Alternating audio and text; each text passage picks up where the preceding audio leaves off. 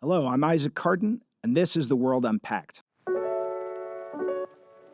I am thrilled today to have Dr. Sheena Chestnut Greitens join us on The World Unpacked. She is an associate professor at the LBJ School of Public Affairs at the University of Texas at Austin, where she directs UT's Asia Policy Program.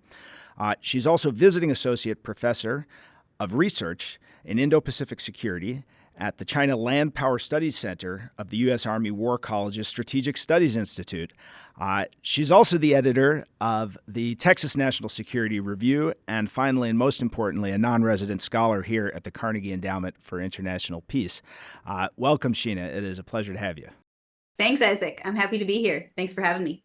Yeah, absolutely. And it is a special pleasure to host you today because we're going to talk about some work that we've been collaborating on for some time now, and that we have a number of publications out on, which we will be sure to link in the show notes. But the basic questions revolve around what role China is playing as an international security provider. And you and I have been discussing this for a long time and really noticing some of the distinct differences between the way China as a great power is playing in this international security space and as a security cooperation partner in comparison to the United States. So one of the things that we've offered in, for example, our Peace and Foreign Affairs from last year is the idea that countries are playing both sides of the U.S. China rivalry. And I wonder if you can start us off by helping our listeners understand what we mean by that. What we were trying to get at in that piece is that, countries increasingly in the international system are looking to both the United States and China to get some kind of security assistance. And this is really contrary to conventional wisdom, which for a long time held that the United States was the global hegemon that provided security in the Indo-Pacific and around the world, and China provided economic prosperity. And there was this sort of functional division of labor that way in the region and in the international system. And increasingly, what we're seeing is that China is also starting to provide security assistance and to be a security partner to a range of countries, not just in the Indo-Pacific, but in Europe, in the Middle East, in Latin America. And so countries really are able to have security relationships with both countries at the same, both great powers at the same time. That's really new and a different feature of global politics that as you know, we thought was worth investigating. Yeah, and I think we will dig into some of the elements of that, and in particular, the thing that I think we really lit on that I'd like you to unpack with me a little bit more here concerns the reasons why we see China and the U.S. excelling at different types of security cooperation.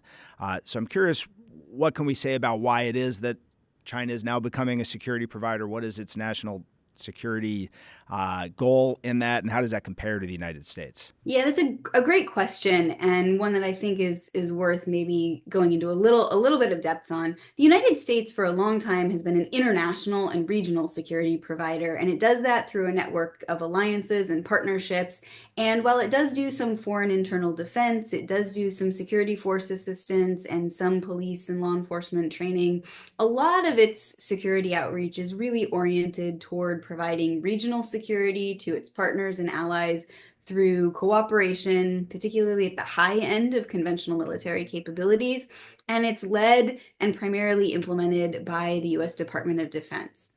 China, on the other hand, especially under Xi Jinping, has developed something that it calls the comprehensive national security concept. You could also translate that as comprehensive or overall state security concept. So it's really just a matter of which translation you prefer. But that concept is pretty different, actually, than what the United States national security establishment means when it uses the term national security. It is much more internal. The center of gravity in Chinese writings of this concept is explicitly described as being internal to the Chinese political system and to China.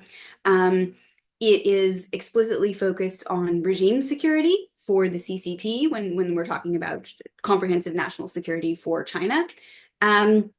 And because it's much more internally oriented, it uses a very different set of tools. So there's a lot more emphasis on law enforcement, on surveillance technology used in policing and internal security, and a lot more cooperation on non-traditional and domestic security threats. And, one of the things that we saw, even in the new white paper on national security, which came out last week from the PRC State Council, was this focus on the idea that China is a safe country. It's built what they call safe China, and that this is an area of security that China excels at. It has low rates of violent crime. It has, high levels of personal safety. And that's actually presented in some cases as an explicit contrast to the homicide and violent crime rates in the United States and many parts of the developing world. And so China's been able to position itself as a security provider that has a solution to a type of security challenges that are experienced by a lot of citizens, that a lot of governments and leaders care about around the world, for which high-end conventional military capabilities like those emphasized by the U.S. just aren't a compelling solution. And so China has started to emphasize that it has solutions in places and for problems that the U.S. or the U.S.-led alliance and partnership network hasn't fully addressed. And that's given China this space to move into a role as a global security provider that overlaps with the United States, but is providing a different type of security assistance and one that gets some traction worldwide. Yeah, and I'll add, the way we've represented this in our peace and international security and the way that trying to unpack it is that there's not a total distinction across the board in terms of what security the United States and China potentially or actually provide for their partners. There's some significant overlap. And of course, if you're interested in things like Chinese arms sales and joint exercises, et cetera, those are things that they do that the United States also does. But the bulk of Chinese efforts and the things that really distinguish it are very much in line with what you're talking about under this comprehensive national security concept, which obviously comprises a lot of different elements that wouldn't usually enter into United States, say, national security strategy. And I wonder if we could just get into a little bit some of the components of that, and in particular, this priority on political security. This is not something, certainly, that we see explicitly discussed in the United States in its comparable documents, and seems to be an issue that has been at the forefront of Xi Jinping's mind as he's unveiled and championed this national security program for the state. And I wonder what you can tell us to help us understand what political security is, why it's been elevated to such a high priority. Yeah, so if you look at the white paper, and it's not new to this most recent white paper. This is something that goes back in the discussion of comprehensive national security for years.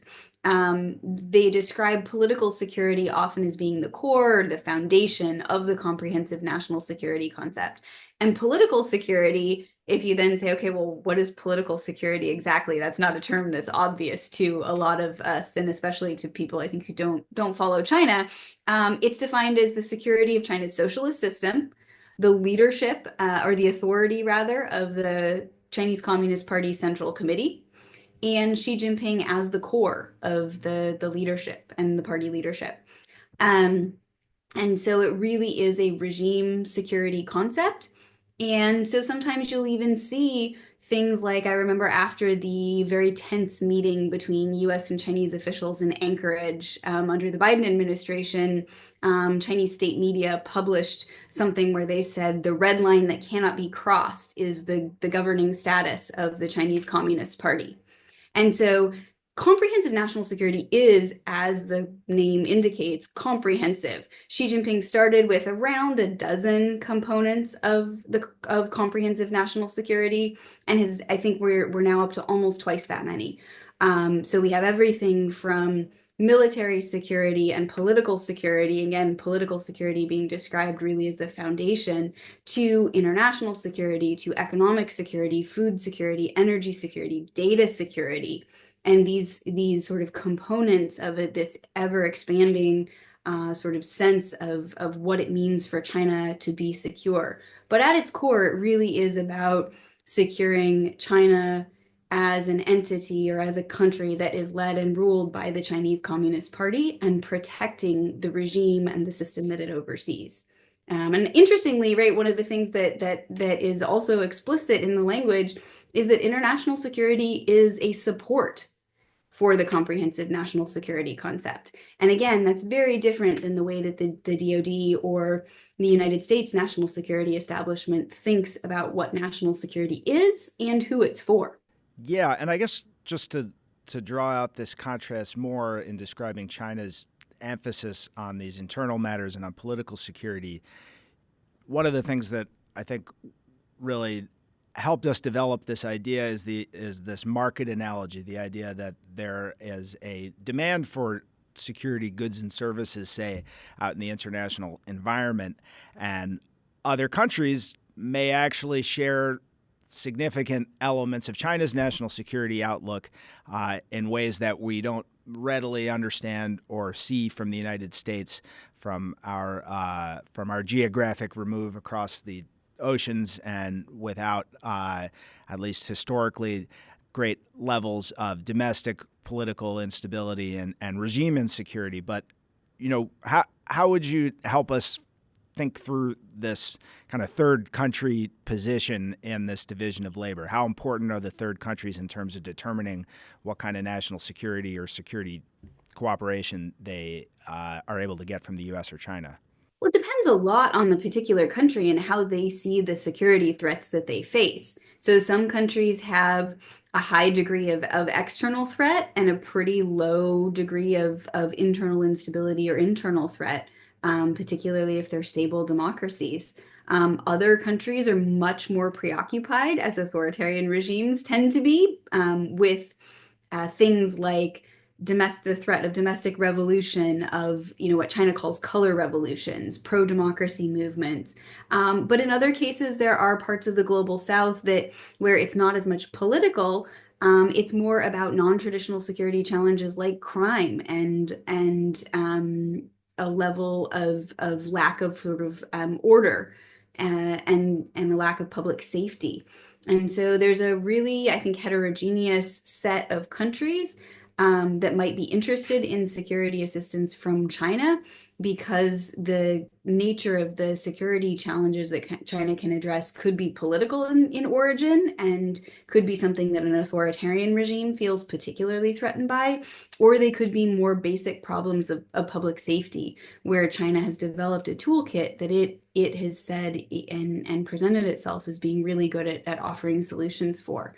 And so what's interesting about that is you can have, and some countries do have, perceived threats from both of those areas, from both of those types of security problems.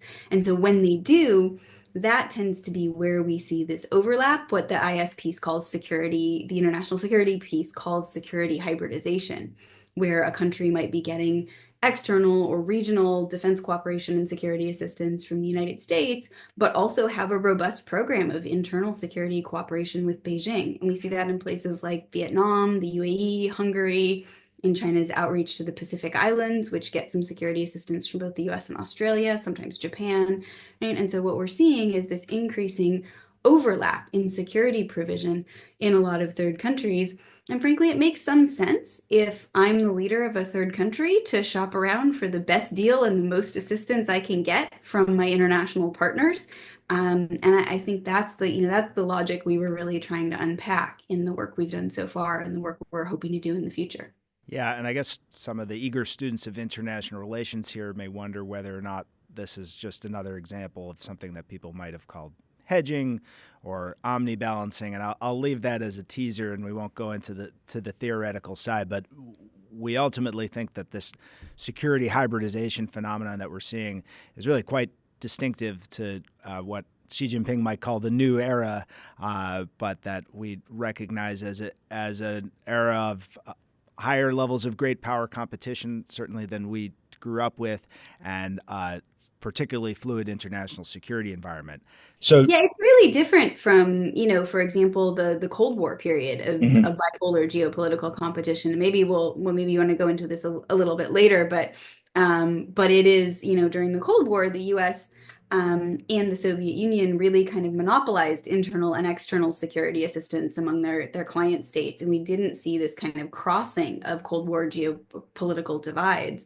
And so security hybridization is different from hedging, it's different from omnibalancing, it's different from a lot of the security behavior that we've seen, but it seems to be systematically growing in the international system today. Which means I think we really need to understand why it's happening and think about what the implications are for both the domestic politics of the countries where it's occurring and for international politics writ large.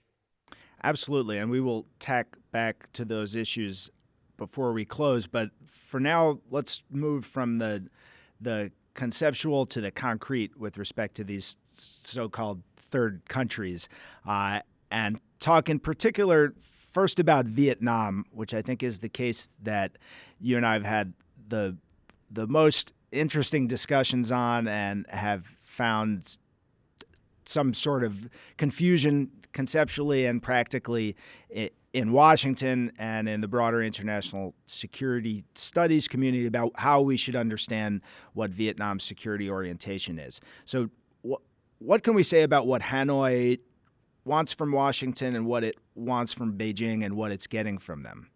Yeah, so, the United States has put a lot of effort into building out its defense relationship with Vietnam, and that's been across multiple administrations now. There's been this effort to rebuild, repair, and then expand the United States security relationship with Vietnam. That's particularly been oriented around countering some of China's aggressive behavior in the South China Sea, where it has disputes, maritime disputes with Vietnam, as well as with a number of other countries. And so Vietnam has an interest in building up its maritime capacity, building up its ability to push back or to hold the line against some of China's more assertive behavior there. And the United States has provided some defense assistance and upped its defense diplomacy with Vietnam, usually oriented toward improving that kind of maritime defense capability. At the same time, we've seen other parts of the Vietnamese political system, particularly the domestic security apparatus, pursue pretty robust cooperation with Beijing, with the Ministry of Public Security. The Minister of State Security did a visit to Vietnam that was mentioned in state media. Some exchanges with the People's Armed Police, the Justice Ministry, a really broad-based engagement of the Chinese political legal apparatus with the Vietnamese internal security apparatus. And that, if you look at the public comments by Xi Jinping, is very much oriented toward the goal of regime security. There's an emphasis on the relationship not just between the two countries, but the two communist parties, on keeping the red flag of socialism flying, to quote Xi Jinping's remarks during one of his state visits, and particularly even on countering the threat of Western subversion through democracy promotion and anti-communist activity that's seen as a threat to the regime security of both communist leaderships. And so this has been a really interesting case in Vietnam. Probably more than any other case was the case where, I think you and I were looking at it and started saying, hang on a second, is the United States really at risk of misunderstanding and overplaying its hand, because it's looking at this expanding cooperation only on the military side. And if we're not tracking this dense web of senior level interactions on the internal security side, then we might misunderstand the relative balance of interaction and influence and presence and the degree of partnership that the United States has with Vietnam, or the degree to which that does or doesn't counter Chinese influence. And that would be an easy sort of traditional way of looking at the United States expanding influence in Vietnam. But if you don't account for this regime security cooperation, which at the end of the day is probably what the Communist Party leadership in both places cares really deeply about, then you might not understand the landscape you're operating in, and might really misunderstand the amount of influence and leverage you have in a given bilateral relationship. So, this was particularly interesting, and we've looked at this a lot in Vietnam, but I also think it speaks to a broader set of concerns as China's internal security assistance and outreach expands around the world. Yeah, and you touch on a really important element that we've observed in great detail and that I think stands out in the Vietnam case, which is the organizations and the personnel involved in the security cooperation are remarkably different. both the United States and China have comprehensive strategic partnerships with Vietnam. And yet, the people who are in charge of administering that, the senior level folks beyond the heads of state who actually kind of do the day-to-day work of cooperating on security issues, are really come from radically different parts of the government. And, the current head of the Vietnamese Communist Party and head of state, To Lam, was previously the Minister of Public Security and has a long-standing relationship with his opposite number in China, and is very much from a political background and of a mind towards security to think about these internal threats as really being primary. And the fact that he's selected by his party to be the standard bearer, I think, is really indicative of what the priorities are of Vietnam at this moment and probably for a long time to come. There's plenty more we could say on Vietnam, but I want to make sure that we tap a couple different regions and a couple different phenomena here that ought to be covered. And the next one I want to turn to is in the Middle East, and the United Arab Emirates is another one of these cases where there's an obvious hybridization phenomenon going on. You see both the U.S. and China working quite extensively with the UAE, but what more can we say about the types of security that they're pursuing, what's motivating it on the UAE side, and how that dynamic is shaping up? Yeah, this is also a really interesting case, especially given the tech dimensions of the U.S. relationship with the UAE and China's sort of tech involvement with the United Arab Emirates. Again, I think the United States is prone to view the Middle East through this long-standing regional security lens. It thinks about Iran as the major regional threat. China's obviously aligned with and a partner to Iran in some really important ways.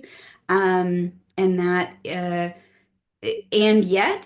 UAE has a growing security partnership with China that seems to have been really jump-started by counterterrorism, but again, counterterrorism through a regime security and a law enforcement paradigm. So there's now a strategic police dialogue between the UAE and the Ministry of Public Security in China. The UAE Interior Minister, in his capacity at Interpol, has been a big backer of China's Global Public Security Cooperation Forum, part of the new global domestic security or law enforcement-based security architecture that China is trying to build.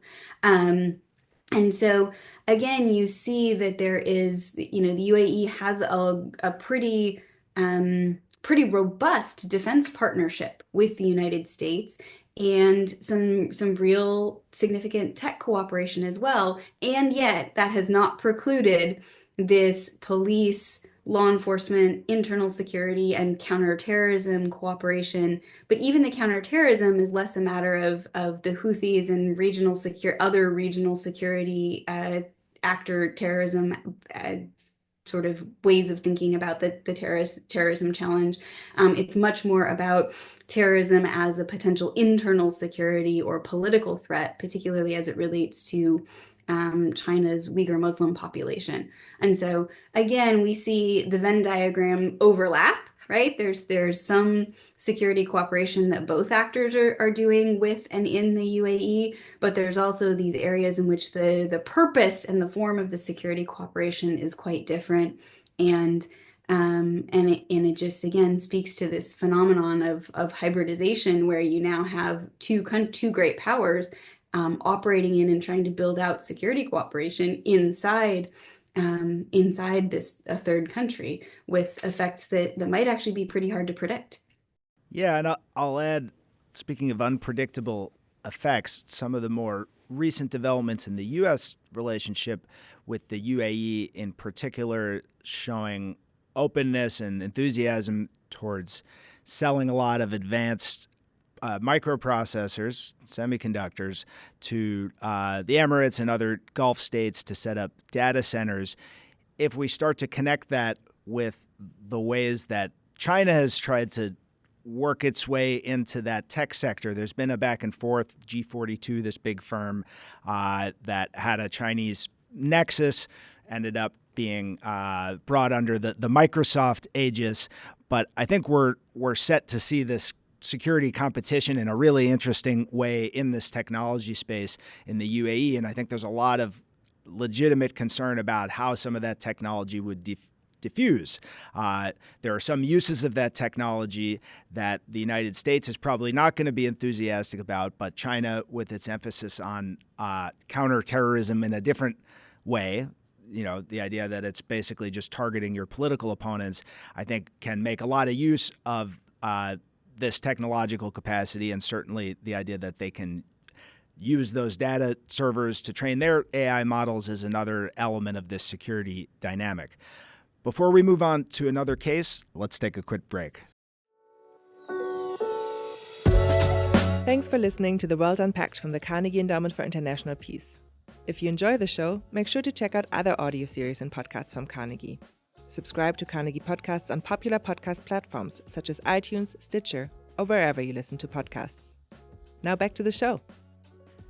And we're back, and this time want to move towards a case that is a little bit closer to home in Hungary, in Europe, a NATO ally, which is now increasingly quite interested in and actively pursuing security cooperation with China.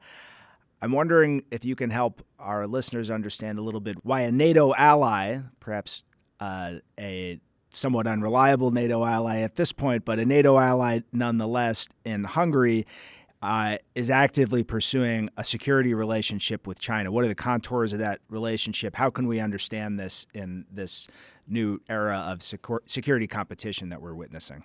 Yeah, that's a great question and a great example of a country that has its external security guaranteed by one of the most sort of robust and strongest international alliances out there. Membership, it's a member of NATO. And so that's a pretty robust external security guarantee. And yet we see that in February of last year, I think it was, the Minister of Public Security went to Budapest and signed a memorandum of understanding to build out a security partnership between the PRC and Hungary that will involve some police patrols in Hungarian cities and some other aspects of domestic security cooperation.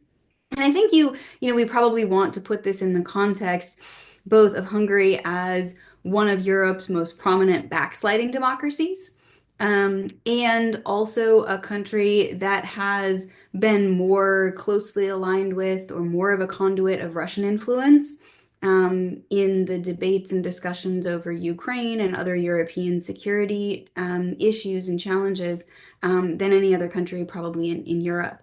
And so I think that's the geopolitical context in which there's some space for a security partnership of some kind that doesn't duplicate NATO, that does something quite different, but that still has some strategic implications and some concerning features if you're looking at the global security landscape and at how Hungary has positioned itself geopolitically in the current environment. Yeah, and I think, the idea of Chinese police, for example, conducting joint patrols on the streets of Budapest obviously doesn't directly conflict with the regional security picture, but it tells you something about the mix of security goals that even U.S. allies are pursuing. And in particular, I think, and this maybe is a nice way to transition into back to that Cold War discussion, but is a really vivid illustration of the fact that there's not exclusivity in these security relationships. And that was a feature of the last bipolar competitive system that we're in during the Cold War. I wonder if we can look a little bit more closely at what's different about this era from that era, such that an ally like Hungary isn't forced to choose. They are able to essentially pick and choose across this buffet of security options that they can get, and not just from the U.S. and China. As you rightly point out, there's this interesting relationship with Russia. And I think this comes in really striking contrast to what we were familiar with from the Cold War, what we experienced in the brief post-Cold War period of unipolarity, and how should we understand that kind of broader arc and what it tells us about international security today? Yeah, that's an important question and one that I continue to wrestle with because I feel like we've got a good answer, but some of the best research questions in the world, you're just not always satisfied with your understanding of why this is happening. Um, I think that just looking at global politics and looking at the types of security assistance that we see in these cases where a country like Hungary, the UAE, or Vietnam is exploring security cooperation with both the United States and China, we do see that there's this differentiation in the function of the security cooperation provided. And so, um, you know, the United States is the best in the world at high-end conventional defense capabilities. And it has produced enough of those platforms and systems that it is often willing to provide some form, either use those tools to provide regional security to its allies and partners in this globally distributed network of partnerships and alliance relationships that have really underwritten the post 1945 security order for decades, and especially the post Cold War security order. And so that really is an important feature of the international environment. And China has been developing its own military capabilities, but really for its own use. It's not a peer security provider in that high-end conventional defense sense that the United States is. So you can't really always go to China and ask for the same things that you might get from a particular alliance relationship with the United States. On the other hand, China has developed a sort of market and a way of presenting itself as providing a type of security that is very different than these high-end conventional defense relationships that the United States emphasizes. That is more oriented toward police, law enforcement, domestic security, surveillance technology, where China is a global leader, in part because it has not been constrained by some of the norms and laws that the United States has about either the development or domestic use or provision globally of surveillance technology and internal security assistance. The United States did provide domestic security assistance more during a period of the Cold War. It provided foreign internal defense. It provided law enforcement training on a much broader scale, and then actually decided to get out of that game, partly because it wasn't always effective, partly because there was skepticism about whether the costs actually outweighed the benefits, and there was some blowback. So I wrote part of my first book about the United States' relationship with the Philippines, where the United States was seen as complicit in some of the human rights abuses internally of the martial law period under President Marcos. And so there was blowback and there were costs to the alliance, to the United States providing internal security assistance if that security assistance wasn't used for the benefit of the citizens, broadly speaking. And so what you see, the United States largely got itself out of the internal security business, and then with limits and tighter constraints and on a more sort of targeted basis, got back into providing some limited internal security assistance, but it's not at the same scale or nearly as systematically as we might have seen in previous eras and under previous periods of geopolitical competition. So the reality is that neither country is actually well positioned to demand exclusivity from its partners. Now, we may see as geopolitical competition intensifies that one or both great powers may try to demand more exclusivity. I would actually not be surprised to see calls for that in either Beijing or Washington.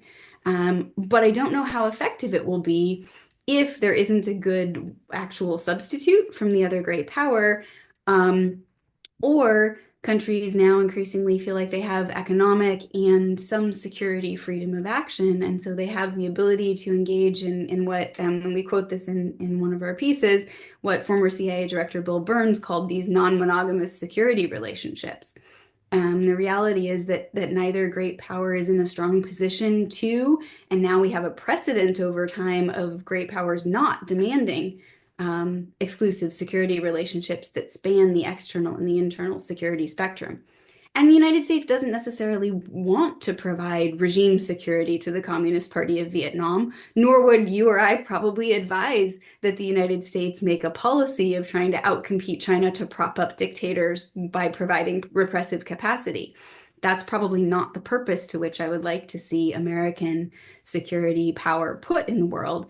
But that does mean that we have to think a little bit about the policy implications of who we provide what kind of security assistance to, and where the United States influence might be limited if we decide not to provide a type of security assistance that matters a lot to a partner that China can provide and that we decide not to engage on. Right. So in some respects, what we see is something more like a buyer's market, at least for now. They're able to be choosy, and their partner might not like the non-monogamy, but there's not that much they can do about it because they don't provide the what that other partner needs.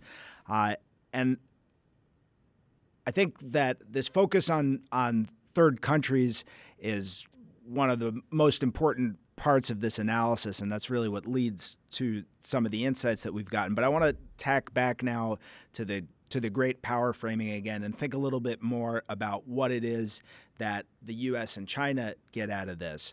And let's focus just on what China gets out of this security provision, which I assume is not entirely philanthropic.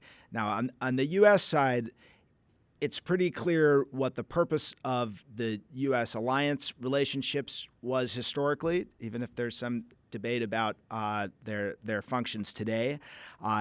And you can read it out of the national security strategy and national defense strategy why it is that the United States wants to provide regional security. And there's a pretty straightforward logic about keeping conflicts contained within these distant regions, preventing threats from emerging to the homeland. And, it's pretty clear why the United States wants to have sort of bulwarks in these other regions. And there's a long literature on this, and it really started during the Cold War. The Chinese case is a little bit harder to wrap your head around. What would you tell our listeners about what it is that China gets out of its security relationships with third countries? So I think that there are direct benefits to Chinese interests, and then there are sort of a set of secondary or more indirect strategic benefits that the PRC gets from this type of security assistance.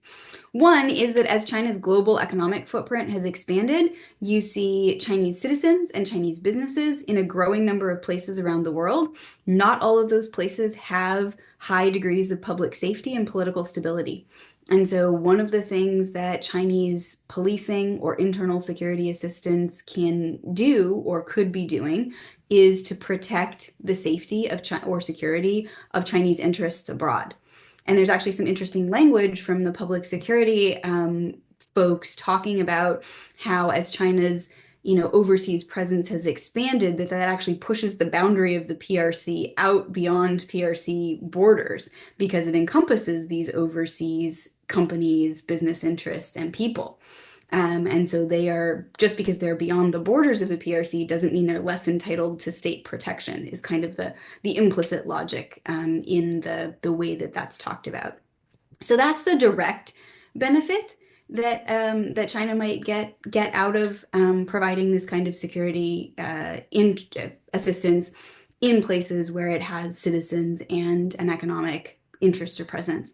The other part of it is just that these are tools to build security presence, security partnerships, and security influence. You know as well as anybody that China doesn't have a lot of traditional presence in the way that we would talk about military bases compared to the United States. It has port facilities, it has some military presence in other ways, but this is a way to build security presence that does not rely on the uniformed military, does not rely on the PLA or the Office of International Military Cooperation, which is much more visible. These are often smaller security presence footprint, a smaller security footprint, but it's a way to build partnership. It's a way to build influence. And some of the relationships that China's building, particularly in regimes that maybe aren't the most sort of, institutionally consolidated regimes, really are with some of the key, most powerful internal ministries in a given country's government. And so it can be a pretty powerful way of expanding influence and information on what's going on in a country, which just strategically is something that great powers traditionally have wanted and have invested in acquiring. Right. So just to push further into these effects and really think about it maybe at a systemic level, what are we seeing occurring and what could we envision occurring as a result of China really helping to provide regime security to lots of incumbent regimes? What sorts of effects do you think this is likely to bring out into the international security order? Is this some version of making the world safe for autocracy, a phrase that we've heard a lot in recent years? Is it promoting autocracy or autocratic norms in these third countries? How should we think about the observed effects as well as what we can expect down the road? Well, if you just think of export in terms of supply and demand, I think there's no question that China is exporting tools that can be used by autocratic systems for enhanced political control. So in that sense, it is exporting components or tools of autocracy. Is it imposing them on third countries? Not most of the time. Most of the time, there's some kind of demand signal. Now, the demand signal can come for two different reasons. And I think it's really important when we think about policy solutions to keep these two different groups of recipient countries in mind. One is the either aspiring or current authoritarian regimes who want to use these tools, whether it's surveillance technology or police assistance, for the same reasons that the Chinese Communist Party does. And that's partly about political control and regime security. But there's this other group of countries that may just be interested in improving public safety and may not know how else to get the tools and the resources and the assistance to do it.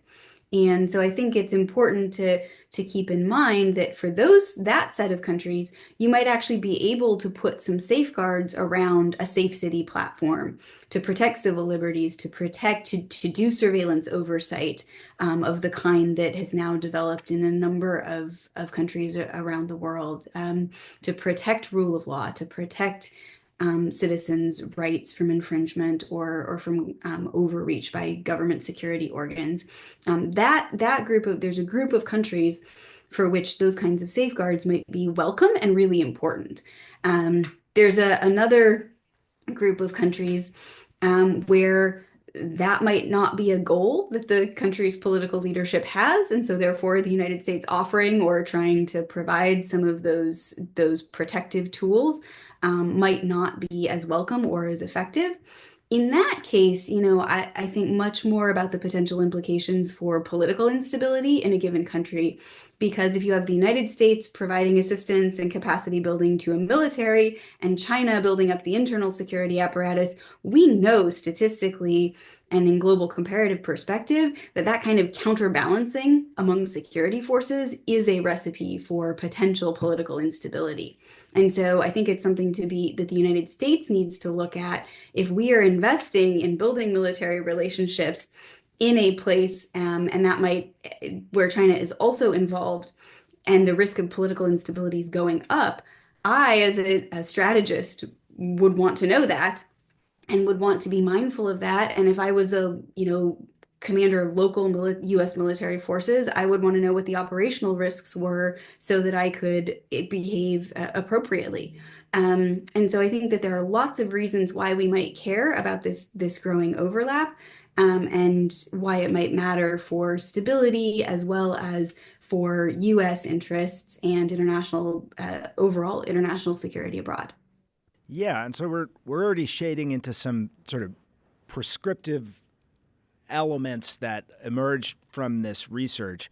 And just as a broad framing remark, it's really essential not to mirror image what China is doing against what the United States has done as a security partner for other states, and in particular this idea of great power competition or competing with China. One of the implications of it is often that you just want to counterbalance or sort of match what they're doing or undermine what they're doing. But when they're doing something that's totally orthogonal to what the U.S. is trying to accomplish in the security space, it gets a little bit more complex. So I wonder, what would you prescribe to our senior leadership here in the United States about how the United States can compete effectively in this space? And, what's one or two adjustments that the United States might contemplate for its own security outreach that would accrue to the United States national security interests, as opposed to just sort of blindly competing with and trying to counter China at every turn? Yeah, so I think the first recommendation is really to take the Ministry of Public Security, the Central Political Legal Commission, the People's Armed Police seriously as global security actors. We're used to thinking of the Ministry of Public Security as a domestic law enforcement agency or a domestic police agency. And it is that, but it also now has a really important global role. And so we need to take our mapping of where the PLA is conducting military outreach and port calls and military diplomacy, and layer in this layer of police and law enforcement cooperation so that we actually know the full picture of China's security footprint around the world. The United States military, United States diplomats, the international community, I think, really should have a full picture of what of the operating environment, of the security environment in a given country and around the world. And so I think it's really important that we just take that seriously in our analysis of where China is, what kind of footprint it's developing, and why it's doing what it's doing. So that's the first thing. The second thing then is I think you have to use that information, and we are still trying to really put together that full picture of the operating environment and that full picture of China's security footprint. And it's really hard to effectively, for example, target U.S. security assistance or U.S. law enforcement training and outreach if we don't know where China might be providing slightly complementary or overlapping forms of assistance. And then I think the second recommendation is to really think about what the purpose of security assistance and security cooperation is. And try to figure out where that aligns with the security perceptions and needs of the leaders of a given third country, and to take their demand signals seriously, and figure out, is there a demand signal here that the United States can meet with the capabilities and the ethical thresholds and standards that we have for security force assistance, and to put those two criteria together to figure out where to effectively target security assistance for sort of maximum benefit to the United States national interest. And I think if we really need to have that more nuanced calculation to be able to figure out strategically where do we best deploy our resources, not because we're going to try to mirror China one-to-one. That's not the right strategy. The right strategy is to say, what are our national interests? What are the tools we have? How do those match the demand signals we're getting from third countries where we have important interests at stake? And then figure out what the best array of tools the interagency can bring to bear to provide that assistance might be. But that's a more complicated process, and frankly, I don't think we're really all that well set up as an interagency yet to do that. And I would like to see us get there at some point. Yeah, and naturally, part of that prescription is you're going to need to do a lot more research about what's going on in the security space in lots of other third countries, and the idea of just indexing our support for them on the basis of regional security threats isn't going to really stack up particularly well with those security demands, and ultimately is going to limit the access and influence and ability of the United States to meet its own security goals. So with that in mind, and with the obvious demand signal for more research on this subject, I wonder, what are you looking forward to doing research on in the future, whether a particular country or region or a particular facet of China's security cooperation that is not particularly well understood? Gosh, I think there are so many different directions that you could take a lot of these questions. One of the things I would just like to see is to see us get much better data on where China is active, which organizations inside the party state are the ones driving activity in certain areas, how much of this is led by the Ministry of Public Security versus even provincial public security bureaus versus tech companies that just have a market incentive to try to find customers who need their solutions. And I don't think we have a great understanding of that landscape right now on either the tech side or the government side. And then I think, also really trying to understand what changes over time look like. China's been doing police training of some kind for a while. It started training police peacekeepers through the UN and actually, made some initial forays into international police training through the UN peacekeeping regime. And I think it's really important to go back and look and say, okay, what are the patterns in this activity, not only around the world today, but also, how much of this is new and different? Because if we see something and we think it's new and we're unaware that there's a long history of cooperation that's been regarded positively, and, the United States or some group of countries comes in and says, this is bad, you should stop doing this, it's not going to be well received. There's going to be hey, we've been doing this for a while, what gives? And so I think that really trying to understand changes over time as well is important and valuable. Absolutely. And I guess I'll throw my hat in the ring on future subjects of research with more of a regional focus. I would look at the Pacific Islands as being an area where there's obviously quite a great deal of Chinese interest in providing security there. They tried and failed to get a whole Pacific Islands Forum security agreement signed, but have made significant inroads in places like the Solomon Islands. And there, as you noted, we see actors like Australia being major players as well. And so the story is somewhat more interesting there. And then Latin America as well is another one of those places where there's quite a lot of scope for Chinese security assistance in some of the areas in which they excel, particularly involving organized crime and the application of some of China's security tactics domestically probably appeal to a lot of leaders in countries dealing with narcotics trafficking and other forms of organized crime. And it's going to present some really interesting challenges for the United States, which historically thinks about that region as its backyard and will be very uncomfortable with any type of Chinese security presence. And it'll really put these questions to them that you've raised for us today about what exactly is in American interests to provide by way of security cooperation. And there probably are certain things that China is doing that we might want to do, but there are many others that are likely beyond the bounds of our ethical and political interests ultimately.